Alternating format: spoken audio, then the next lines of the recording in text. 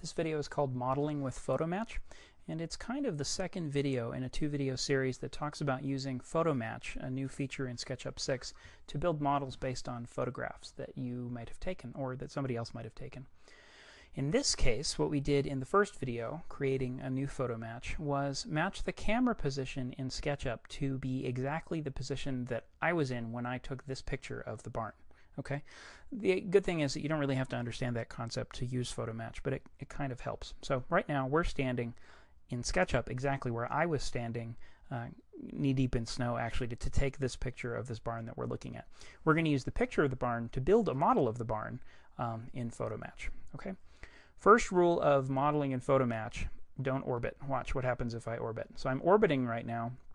The photo goes away. What I need to do to get it back is click on the Scene tab up here that's labeled with the name of the photo that I use. So if I click on that, you'll see that the barn comes back, the photo comes back. Okay. Second rule, I'm going to use the line tool, is always start at the origin when you start modeling. Okay. So what we did is we positioned the axis origin right here on the corner of the barn. That's pretty convenient because I'm going to start modeling right from the corner of the barn. Let's go. I clicked there to start. I'm going to go up in the blue direction to right about, I don't know, there is good with me. And then I'm going to come over in the red direction. Now, it's no coincidence that this is actually red. What we did in the last video, in the last step when we were setting up the PhotoMatch, is match up the red, green, and blue axes with the actual parallel and perpendicular edges in the photo. So it's really no accident that this is red. I'm going to draw this edge until I come right over to there.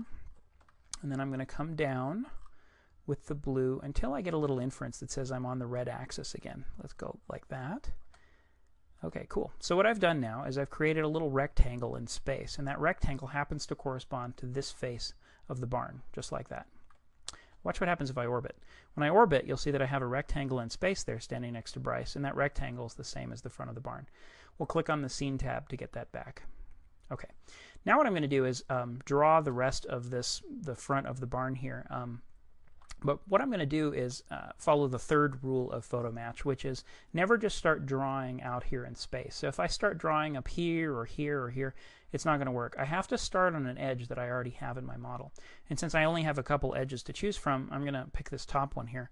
And I'm just going to kind of eyeball this and say, that's pretty close. I'm going to come up here. Let's go over this way to there, and we'll come down just like that. What I can do is use the Move tool to just kind of move this edge to make it a little bit more accurate. There we go. Now it lines up with that edge. And I'm going to use the Line tool to determine these diagonals as well. So let's just click on here. And I'm going to kind of draw up here. And as I'm drawing this diagonal, I know that it probably wants to come about there. And again, this isn't really a science. It's just kind of trying to make things work. So let's kind of draw that. That's pretty good. Now, common sense tells me that this ridge of this roof piece is probably centered directly over this edge here. So I'm going to find the midpoint right there. I'm going to come up from the midpoint to about, I don't know, there or wherever it looks like it belongs, to there. And then we'll just kind of draw an edge from here to there. And what we've got now is a shape, actually a series of faces, until I use the eraser, that I can use to just erase away these edges, just like this. Okay, and once those edges are actually erased away, what I have is a single face. So let's orbit. And when I orbit, you'll see I have a single face representing that barn that I modeled using the photo. Click on that Scene tab to get the photo lined up with the camera again.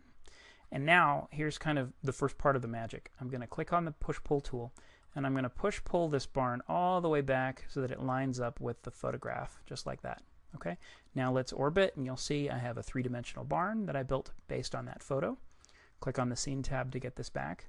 But what I want to do now is I want to photo texture these faces based on the photos, based on the photo that I had there. So let's go back up to Window. I'm going to choose the PhotoMatch dialog box. And there's this enormous button, if you notice. It says Project Textures from Photo. Watch what happens when I do this. Oops. I only had one face selected when I did it, so it actually only did it on the face that was selected. So let's make sure no faces are selected and click on that button again. It's going to say, do you want to overwrite existing materials? I had just pressed this before, so that's why it's saying that. I'm going to say yes. And when I do that, let's minimize this dialog box. Look what I have now. I have a model of a barn that's painted exactly with the photo of that barn that I used to build the model. I hope that makes sense. Okay, and that's the basic premise of photo match. Let's just click back up here on that scene tab, and I could kind of go nuts and keep modeling all I want right here. So I'm going to kind of go up and try and build this part of this roof by just kind of drawing up like that, and I could maybe, I don't know, bring this down parallel to this edge. It kind of all depends on how good you are with SketchUp.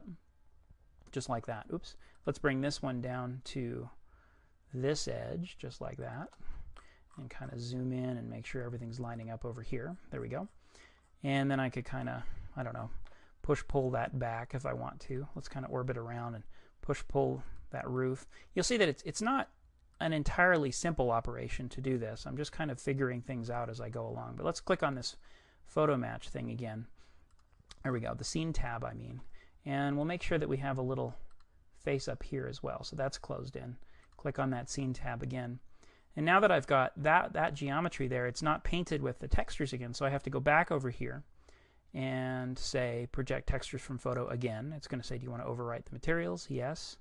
And what it's done is it's actually painted that material that I had in the photograph onto there.